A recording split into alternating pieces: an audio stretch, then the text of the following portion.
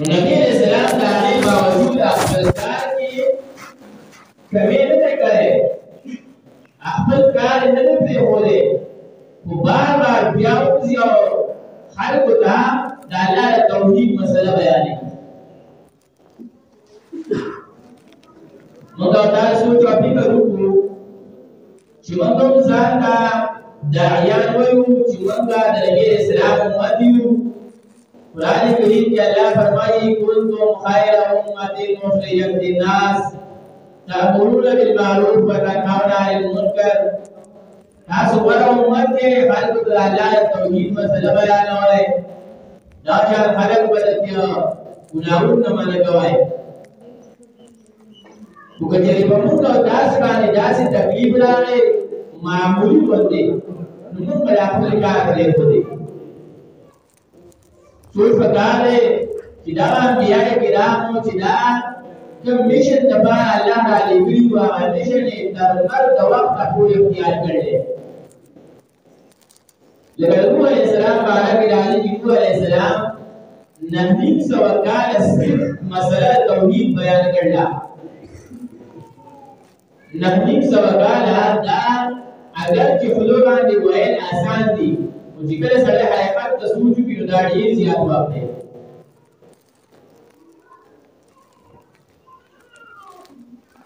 غرض دا چې نبي علیه السلام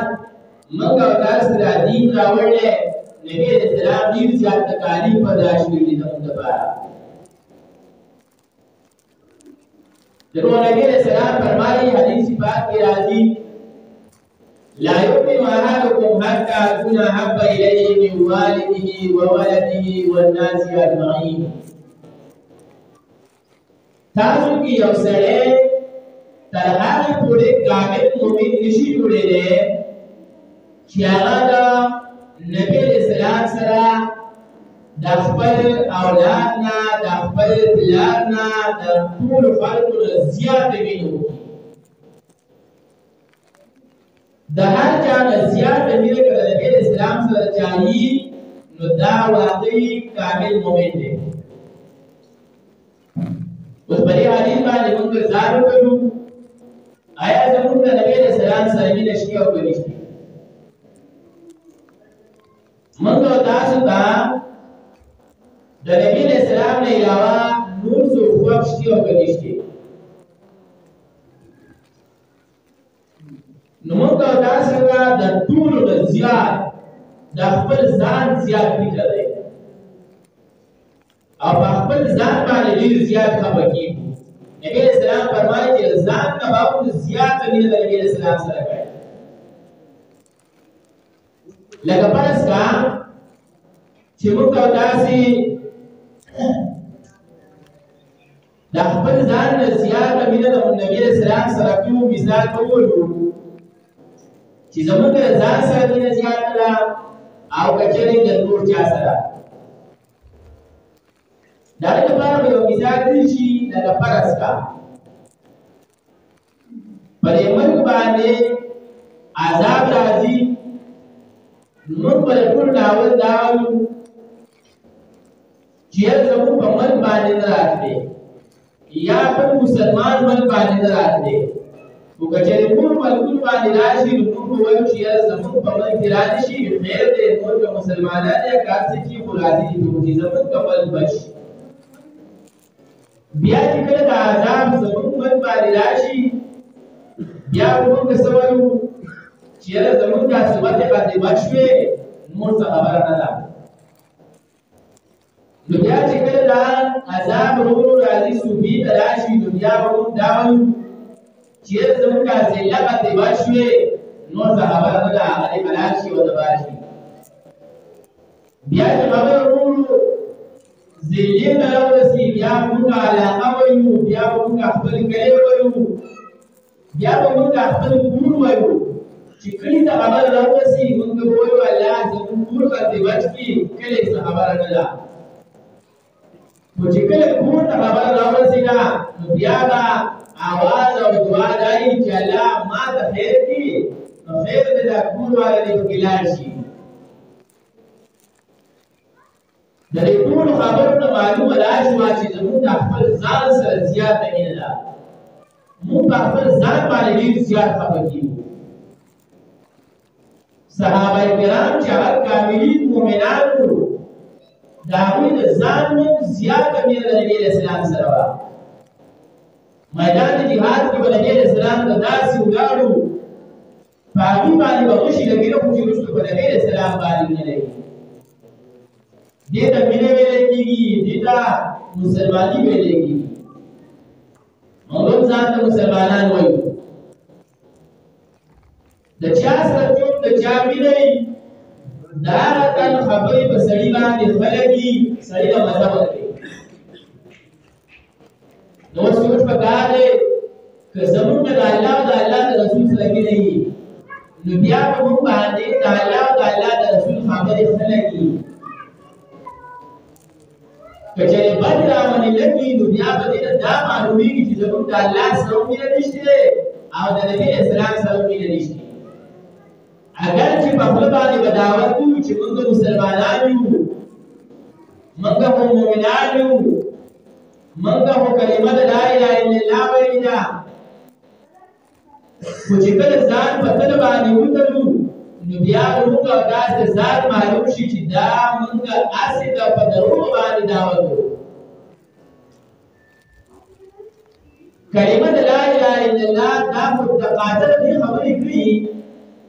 چې تل د الله او د الله د رسول سره مینه محبت وکړي قرآن کریم کې الله فرمایي اطیعوا الله و اطیعوا الرسول تاسو د الله خبره ومنئ د الله د پیغمبر خبره ومنئ اوس موږ ځان ته مسلمانان وایو ولې د الله حکمونه موږ کې نشته د الله د حکمونو پرېښودل ماتول دا په موږ کې ډېر زیات دي دغه شان الله فرمایي واطیعوا الرسول تاسو د نبي اسلام تابعداري وکړئ نو په موږ کې ډېرې خبرې داسې دي چې هغه د نبي اسلام طریقې دي ولې شته دی آیا دا د نبي اسلام سره مینه ده نه ده کامل مؤمن خو نبي اسلام هغه چاته ویلي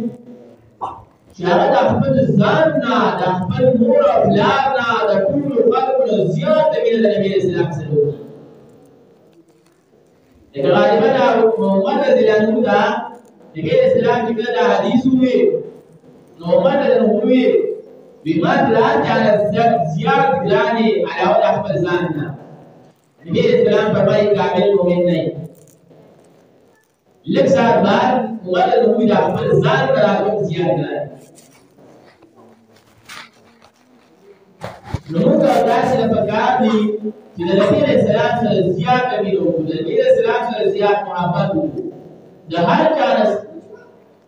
زیات ولا غير موږ داسې کاملین مؤمنان وکړو قرآن کریم کې الله رب العزت د نبی اسلام د تابعدارۍ په اړه حکم فرمایي اطیعوا الله واطیعوا الرسول بل اطیعوا الله والرسول لعلكم ترحمون دا الله او الله د پیغمبر خبره ومنئ دې په اساس باندې رحم وشي شي او د نبی اسلام چې الله رب العزت را لېږلی نو دا پر امت باندې او پر قوم باندې د الله احسان دی لکه قرآن کریم کې الله رب العزت فرمایي چې ما نبی اسلام لېږلی نبی اسلام ته مې نبوت ورکړلی نو دا د دې قوم سره احسان دی او احسان به ولې دی چې د دور جاهلیت هغه تاریخ د چا نه پټ او پناه نه دی چې کوم حالت بیا نبی اسلام راغی نو بیا د آیت وروسته هغه خلک د هغوی کوم خلک جوړ شو مشهور حدیث دی چې د یو پیزي سر په اوو پیرونو ګرځي واپس هماغه کور له راځي چا چې اول ورکړی کله چې هجرت وشو دا مهاجرینو لا Ansaro afal padi din kuli wa ay wala buruna dia jad bobu kamri yawi sahabi no war ko yaw izan la baat ke yo tabin ko das shibidi tijat le yaw ansari bo bi biade be ba ba dawi jidi bidiano istar kama fa kai zabula talaq wal kam ay das fakir shi biya basta sandikawo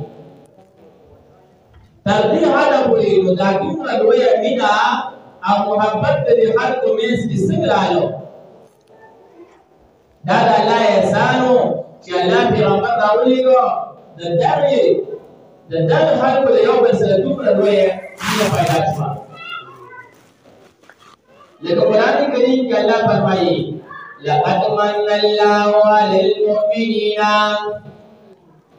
لقد من الله على المؤمنين إذ بعث فيهم رسولا منهم من أنفسهم يتلو عليهم آياته الله يسألكم من أربعتكم وكلا في رب الإسلام رولكم Rabbil Islam ta'ala lahu wa yaqinan ta'ala wa yasande dalla yasan dawo ci birambal rawli go dalla birambal de qom da dasi talim wargo ci da mun da yawal salam min muhabbat paida shu aw dasi ko go ci da daga fallu ruwa ci gami da ghina ziyad min muhabbat da yawal salam di wajin Allah farmai hukum farmai kita dari Muhammad Islam Muhammad Rasulullah ya ayyuhalladzina amanu atiiullaha wa atiiur rasul iman wa la ta'budullaha khabaroman ya rabbil khabaroman da Muhammad Islam kita juga kuma khabar ke wa khabaroman وما آتاكم الرسول فخذوه أما خبرا أما كلمات تاسكا نبي الإسلام لولي فخذوه أولي وإبا من سلام فغيبا لأملك يا أمل أمل شكل والكي وما نهاكم عنه فانتهوا أو لكم خبرنا جتات نبي الإسلام ونبي فانته دارين ونشين دائما جازا بساته النبي الإسلام نبي أسد مقصد داو شريقوم لا إله إلا الله مسألة بيانشي يتلو عليهم آياته الله رأوليك والذين فعلاتي الله كتاب بيانشي Dalam kamat dihadu dapat ulangi. Dalam kamat dapat dah Quran Karim dah lagi. Dah Quran Karim dah Allah kitab ni. Dah Quran Karim bayan awal dah lazimiyah wa zaruri. Awalnya ya dah awal dah awal terkiraskan. Awalnya banyak amal belum lazimi.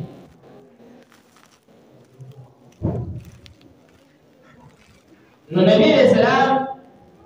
ketika nubuat beliau sudah nubuat maksud hal kita masalah la ilaha illallah wal dawajan tidak Allah kitab bayan wal di wajah Allah Rabbul Izzat bermai kitab sudah Nabi Islam khabar mengenai lalu betul Allah bermai wa ma arsalna min rasulin illa liyutwa bi idznillah हिस्सों पे अंबर मन नगे ले गले मगर दीद पाना की दाखले खबरों मन लेशी दाखले पे दाबिदारी उलेशी ولو أنهم إذ ظلموا أنفسهم جاءوك فاستغفروا الله واستغفر لهم الرسول لوجدوا الله توابا رحيما Daga lalin ruye san Allah farmaye kujenda munafiqan agale biya tate wele chimun da Allah na bakano mala lawajadullah tawwaban rahima خامها دوبلا دوبا قبل انکے رام کونکے مندلیو نبی علیہ السلام لبلا غدیو نبی علیہ السلام تبعیلے چمون دا اللہ نبخنو بارا اللہ بلا بخنو مختلوا او اللہ بلی منافقانو دا بخنو کروا وهذا المنافقان والمشركان النبي عليه السلام خبرنا من لا النبي عليه السلام خبرنا باوبا لقراننا كلمة القرآن الكريم بيانه النبي عليه السلام من الله كتاب يجعلون أصابعهم في آذانهم ذلك خلق با فيخلق وكل كفتة بودي هذا خلق باندې الله کتاب څنګه لګي هغه به چې موږ دا کتاب ناوړې دی جدا شرط لاره لری لاره چې موږ ناوړې دی یا په وګړو کې به پته هو دی چې موږ دا ودا کتاب دا علامت منافقانو دی چې دا الله کتاب بد لګي نو دا پوښتنه چې دا علامت د نفاق دی دا ځان له ټول وایي ایوان دا قرآن کریم دا نبی علیہ السلام دوله پر خاص نو چې نبی علیہ السلام دوله پر خاص نو چې کوم احکامات مؤمنانو ته راغلي نو زموږ دا سوچ او فکر ذهن کرا نشي چې کله دای صحابو ته ویلي یا یو خبره د مشرکان بارک راغله او زموږ ذهن ته دراني چې دا هغه مشرکان یادې یا یو علامت منافق راغله او زموږ ذهن ته دراشي داراشي چې یو دا په بچاو منافقان یادې نه قرآن کریم چې کله نازل شوی دی د قیامت تر ورځې پورې به دا قرآن کریم په هر دور باندې او په هر چا باندې پیږي کله چې قرآن کریم بیانېږي د منافق علامات راغلي نو موږ دې سوچو چې دا په موږ کې شته او کنه کوي نو بس بیا ځان له ټول پکار دي او حکم بنا ملياغه لګي دا شکل مشرکانو یو کار باندې لاشي یو خبره او هغه کار په مونږ کې نو بیا کوم حکم چې د هغه مشرکانو ماته او بیا زمونږ دی دیو وجنا دا قرآن کریم ویل غواړي دای د ټول غواړي دغه ډېر خبرې داسې دي چې موږ ته داسې پته نشته ډېر احکامات داسې چې هغه ته داسې پته نشته دا هیڅ د کول ولازمي او د قرآن کریم باره کې مقامات تفوس کیږي وسوف تسألون تاسو نه به ضرور تفوس کیږي شي نو دا یادول پکار دي کله چې الله رب العزت نبی اسلام راوړو نبوت میلاو شو د نبی اسلام د راتلو مقصد میشن داو چې خلق د الله کتاب بیان کا اوس نبی اسلام نشته نو داسې موالي د قران کریم د کول او بیا بیانول دا د دې امت موالي ده چې دا امت په قران د پیو دا به خلق ته بیانې لکه قران کریم کې الله رب العزت فرمایي نبی اسلام دا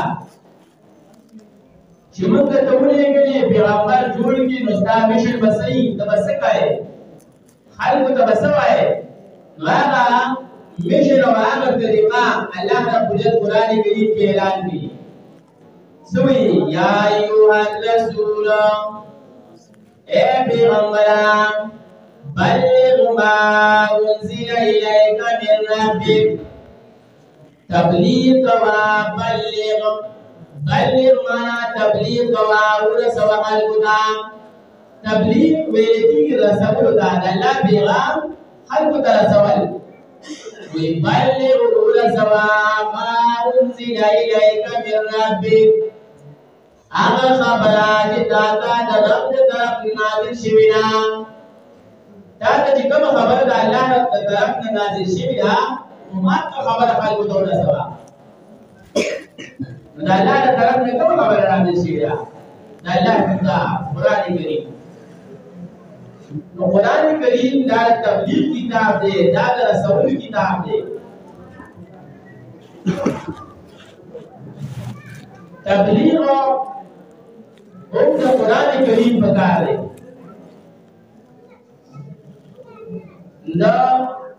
داغی دپارا اول ذکر پکار دی چې موږ داسې قرآن ووایو دا یې وروسته بیا خلکو ته بیانوله. که چېرې موږ داسې وکړو نو زموږ او ستاسې غوروالي صفت چې کوم قرآن کریم کې ذکر شوی دی هغه صفت به موږ او تاسې کې راشي. کنتم خیر امة اخرجت للناس، تاسو غوره امت یې، بهترین امت یې. ځکه چې د کوم غوره کارو د الله دین بیانول، د الله د وحدانیت مسله بیانول، دا په ټولو کې غوره او بهترین عمل دی. د دې بهترین او غوره کار لپاره الله رب العزت غوره خلک رالېږلو، هغه انبیاء کرام. اوس هغه میشن او هغه ډول طریقه د انبیاء کرامو هغه د امت ته سپارل شوې ده. دې ولې الله فرمایي تاسو غوره یې. نو د هغې غوروالي دپاره طریقه دا ده چې سړی د الله کتاب بیان ووایي، زده کړي او بیا د خلکو ته بیانوي. ځکه په دې کې به قرآن کریم کې به موږ او تاسو ته د الله د حقونو پته ولګي چې د الله حقونه څه دي، بیا د هغې نه علاوه د مخلوقاتو حقونه څه دي. ځکه موږ باندې یوازې ذمهواري د الله نه ده، د ټولو نه اول ذمهواري د الله د الله حق، پسې بیا د بندګانو حقونه هم دي. لکه قرآن کریم کې الله رب العزت فرمایي چې تاسو باندې اولنی حق د الله دی چې د الله خبره ومنئ او د الله حق ادا کړئ. بیا په بندګانو کې د ټولو نه اولنی حق چې هغه د مور او پلار دی. لکه الله فرمایي سورې بني اسرائیل کې وَقَضَىٰ رَبُّكَ أَلَّا تَعْبُدُوا إِلَّا إِيَّاهُ. الله رب العزت دا فیصله کړله وَقَضَىٰ رَبُّكَ أَلَّا تَعْبُدُوا إِلَّا إِيَّاهُ. الله رب العزت دا فیصله کړله چې د الله نه علاوه د بل چا عبادت او بندګي به نشي کېدی. که بندګي کېدی شي نو هغه به صرف د یو الله یې. نو ټول اولنی حق د الله دی. ورپسې دقه ځای کې متصل ذکر کړي وبالوالدین احسانا. د مور او پلار سره ښه سلوک دی. نو د مور او پلار سره احسان کول دا بله ذمهواري ده په بندګانو کې د ټول اول. وجه دا ده چې د ټول نه اول ډېر احسانات د بنده سره د الله دي،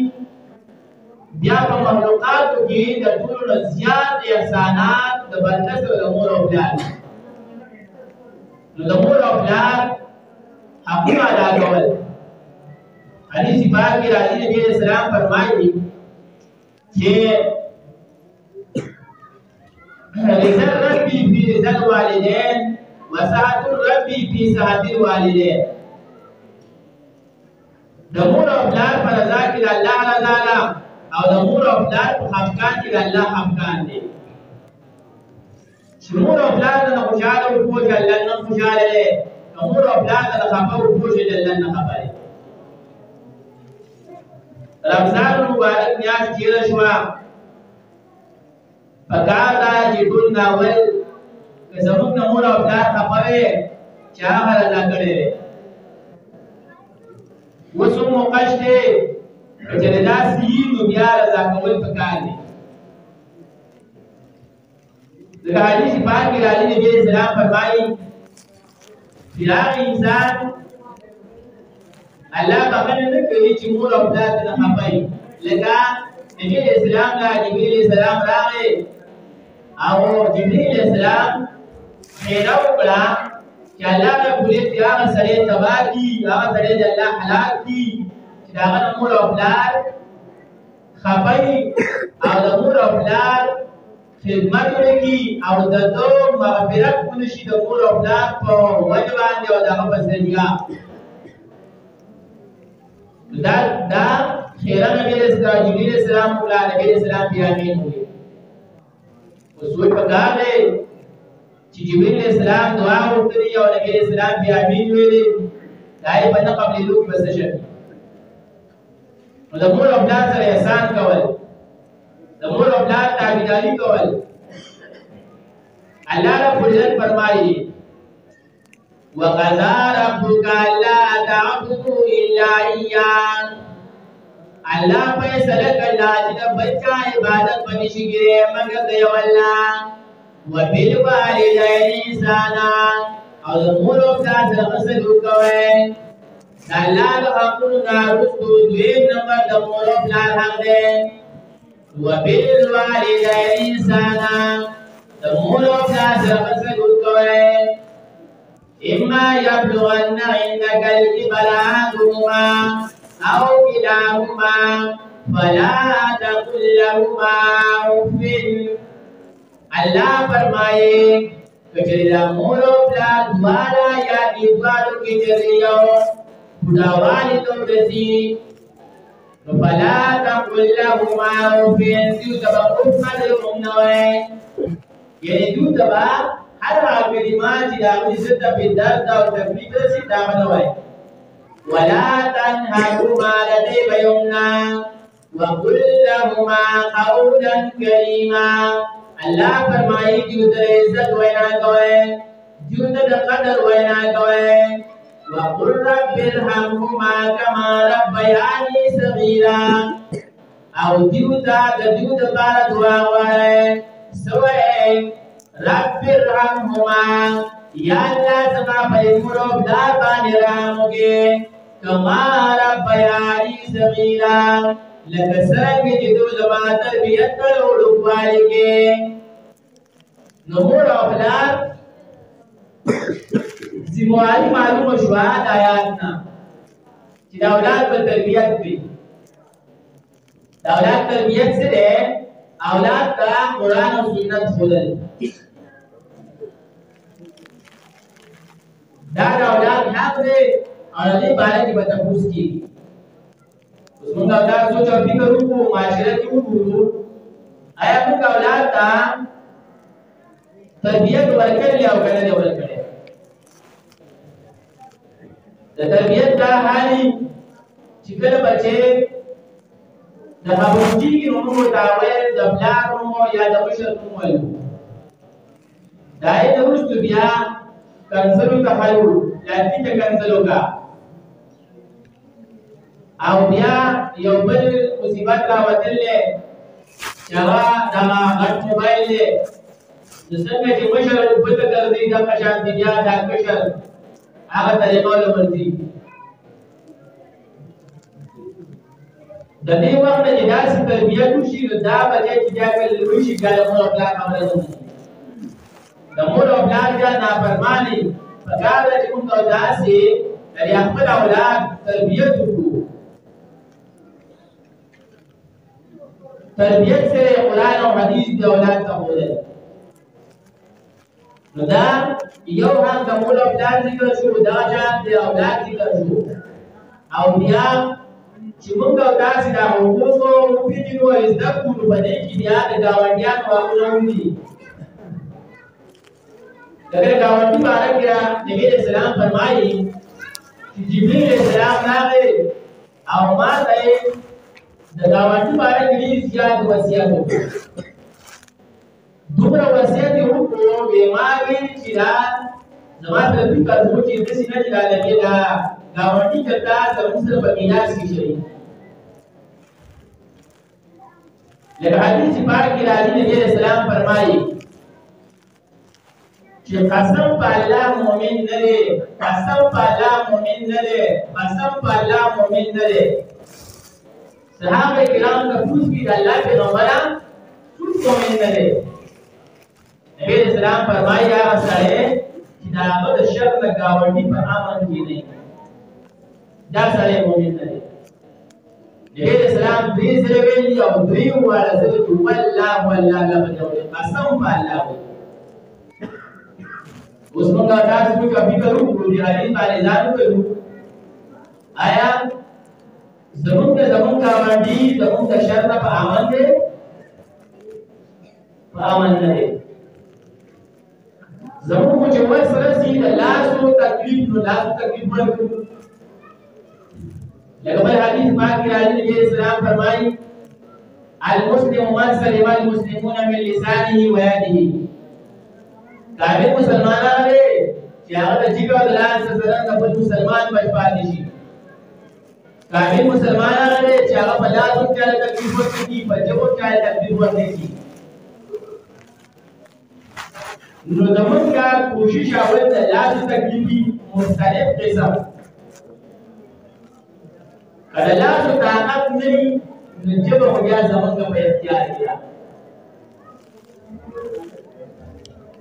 ګاونډي ته هر څه ووایي که کنځلو که بد ارادې که بد اخلاقي وه هغه بیا زمونږ خپل کار دی نبی اسلام فرمایي دا سړی مؤمن نه دی قسم په الله وي مؤمن نه دی قسم په الله موږ داسې د ایمان دعوت کوو مسلمانان یو موږ چې خپل رویه او خپل اعمال ته سوچ او فکر وکړو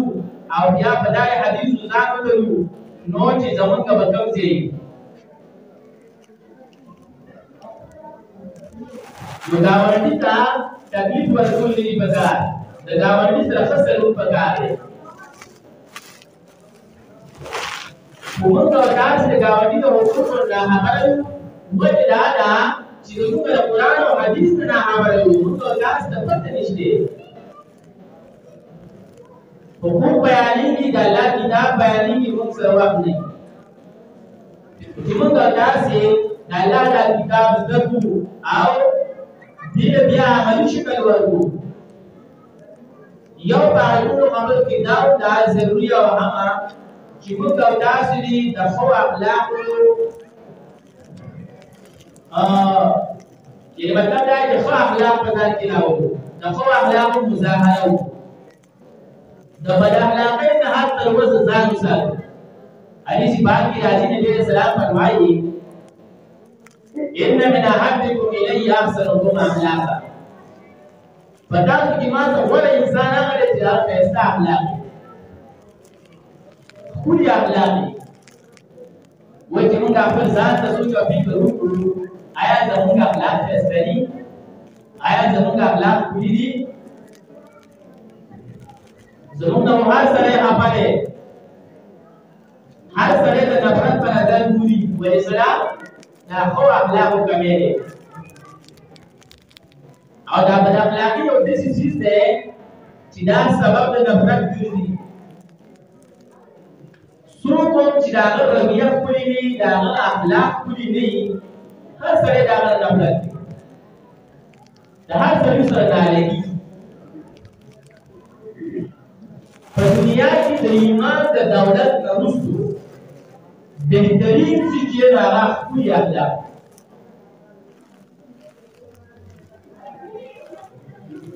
حدیث پاک کې راځي نبی اسلام فرمایي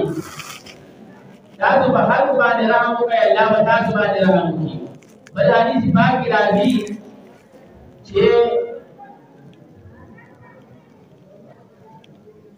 مفهوم یې داسې دی چې بل خلکو له فایده ورکړئ فائدہ خلق ورکړای کړي او نقصان چاله مو ورکړای نو که موږ تاسو چاله فائدہ نشو ورکولای فائدہ نشو ورکولای نو چې نقصان ورکړو چې ځله خپلو او په ځله خپلو کې د ټول راولنې سې چې راغله بد اخلاقی ده بد اخلاقی سره سړي ضرورت کیږي د سړي په زبانه دار لګي العربي کې یو متل دی جرح الكلام اشد من جرح السهام د خبرې زهم تیزی د توري د زهم نه چې څو یو ځل په توره باندې وه څو وخت زخمي هغه زهم پیدا شي ولیکن چا کله بد خبره وکړه دغه بد خبره د قیامت د ورځې پورې سړي نه کېږي او دغه خبره بیا سبب د نفرت ګرځي نو هغه بدې خبرې کول یو چاته په خوله باندې ویل دا هم بده خبره ده چاته په میسج کې ویل دا هم بده خبره ده چاته وایس میسج کول هغه هم دا هم بده خبره دا هم په سړي باندې بد اثر کوي چاته بد کمنټ لیکل بد پوسټ ورکول دا هم ناکاره خبرې دي بد اخلاقي باندې دلالت کوي دا هم د سړي په ذهن کې ځای پیدا کوي موږ داسې چې ښه نشو کولی د چا سره په کار دا چې بد نه کوو او په بدو کې ټول ناولنۍ دا خپله ژبه ده چې موږ داسې دا چېرته باندې استعمالوي ځکه د بد د ژبې د ودې نه د انسان هلاکېږي دا ژبه د انسان د هلاکت سبب ګرځي ولې به دا وي چې هغه سم استعمال نه شي نبی علیہ السلام سے فرمائے ان من احبكم الی احسنکم اخلاقا پتا سو کی ماته و انسان هغه غلې چې هغه خپل الله څه شي نو دا به دې وایي خپل الله دای چې زمون د جبرا زمون د لاسونه لیکلو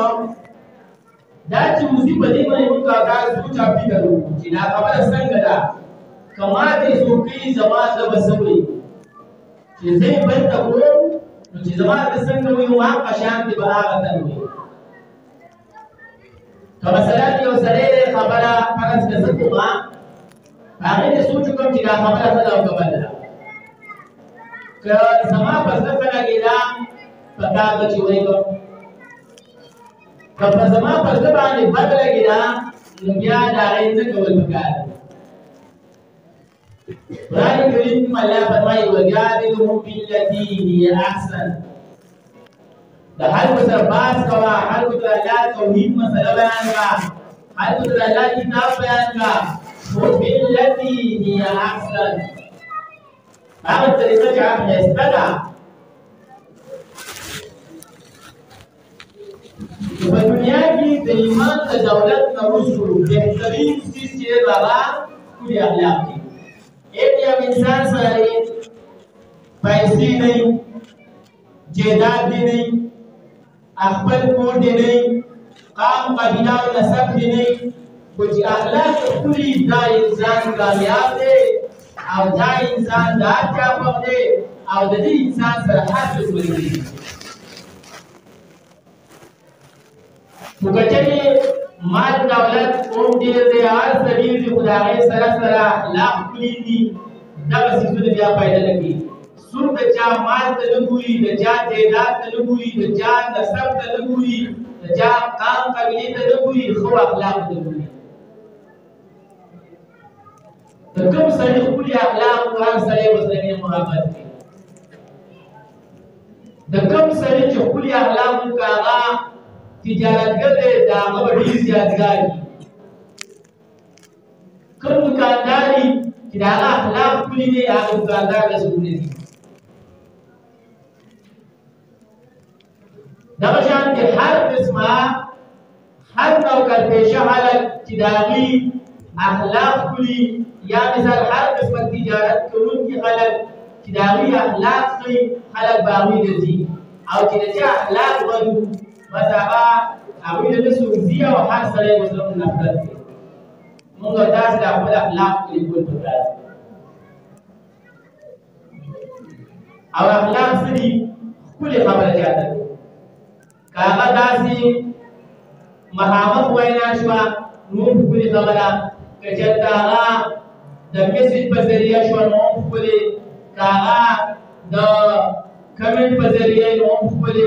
هغه یو پوسټ ورکولې نو چې وګورئ چې د چا د ازادي په ونی دا زموږ د استاد په خو اخلاق دلالت کوي او چې یو سړی هغه ناګاره خبرو کې دا دغه په ناګاره اخلاق او په عدم تربیت دلالت کوي چې یو سړی دا اخلاق کوي نه خلک سوي دا د تربیت د شی نو په تربیت کې ټول ناولې نسبت مور او پلار ته کیږي مور او پلار په دې تربیت نه لري نو زمونږ د استاد د جبې د وجه نه زمونږ د استاد د باندې وینا د وجه نه با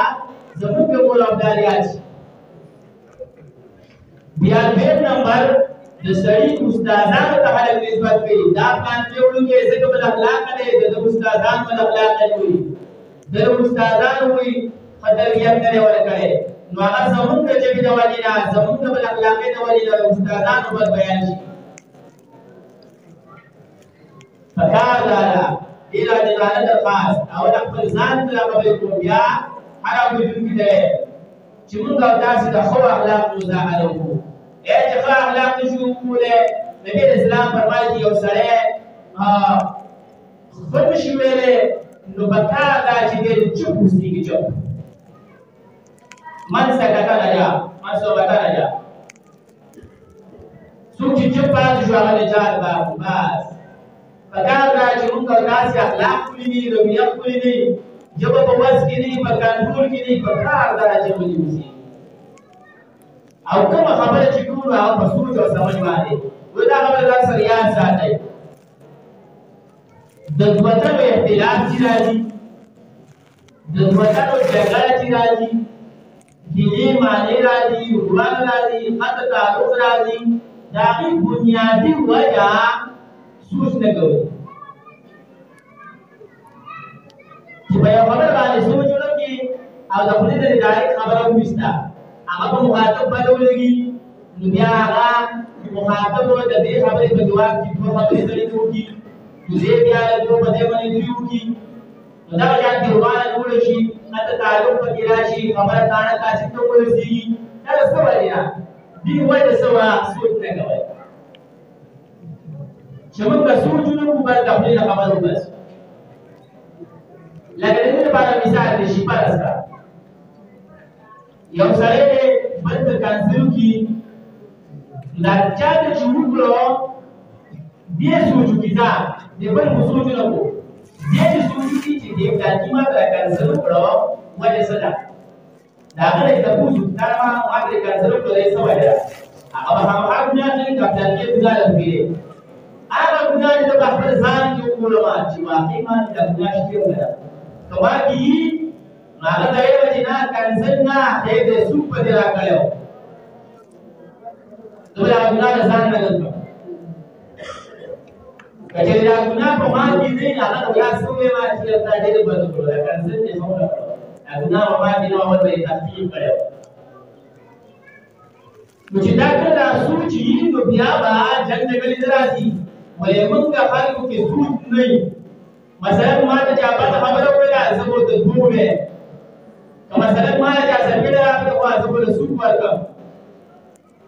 که زما چې علم د لسم نقصان وکړو زما کوشش دی چې هغه د سر نقصان ورکړم دې وجه بیا معاشره کې امن نه شر او فسادي قطع تعلقي خلک د یو بل سره خبرې اترې راپېري تګ راتګ پرېږدي نو پکار ده چې موږ داسې د سوچ معنی په ځان کې پیدا کړو د سوچ چې موږ داسې سوچ کوو چېرته به زموږ نه څوک خبر نه شي چېرته به زموږ نه د خولې نه هغه الفاظ ووځي چې په هغې باندې چا زړه ته درد او تکلیف ورسي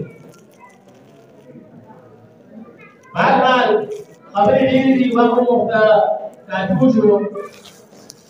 باندې باندې بار بار غړې ته ځي نو اخر کې یو خبره کوم ډاکټر په ورځ باندې عام طور خلک داسې چې د غم کور کې راځي دا خبره ویلې شوې ده څو پېرې خو بهرحال بیا هم تاکید سره وایم ځکه عربۍ کې یو مقوله ده اذا تکرر الکلام تغرر فی القلب کله چې یو خبرې بار بار تاکید کېږي نو هغه په ذهن کې قرارې کوي بار بار ویلې شوي دي بیا هم وایو چې د غم کور ته چې موږ داسې ډاکټر په ورځ لاندې ولې رایا ډاکټر ته خوشحالۍ ورکړه او دا الله رب العزت مسلمان لپاره د خوشحالۍ مناولو لپاره مقرر کړل چې بیا دې په دې خوشحالۍ مناو کړه میاشت تېره شوه تکلیف وګوه دا شانتې څنګه وه تکلیف برداشت شو خیر دی را یو ورځ ځان له خوشحالي منع وکړه نو دغه خوشحالي مناولو دپاره دا هر چا ته حکم دی او هر څوک په خوشحالي مناوئ نو کوم کور کې چې غم شوی هغوی کوم ځان له خوشحالي مناوئ نو چې موږ او تاسې بیا لاړ شو څنګه چې عام ډول کېږي داسې هغوی ته به خپل غم بیا یاد شي هغوی ته به دا خوشحالي هېر شي او غم ورته یاد شي نو پکار دا ده چې موږ او تاسې د غم کور ته لاړ نه شو نارینهو خاص کر کې زنانه د زنانو ډېر زیات کوشش دی چې بس چېرته دعا وي چېرته غم ښادي وي چې موږ تللی لکه مثلا یو ځای کې به غم وشي هغه غم وایه بس د سړي صحیح نه دا زنانه به روانې مسله دا ده چې د زنانه خپل نه دی د هغې غم کړی بل کړي ده زنانه بیا هم روانې او د زنانه کوشش دا چې د خپل وړلو ښکاره کېږي نو که د اواز اوري یا دا نارینه خپل کورونو کې ووایي چې یاره د غم کور ته راښکاره کېدل نه دا ډېر غلط رسم دی رواج دی او نقصان یې ډېر زیات دی فایده پکې څه قسم نشته ورته نقصان یې پکار ده چې موږ تاسې دې خبرو حال وکړو او الله نه پرېږدو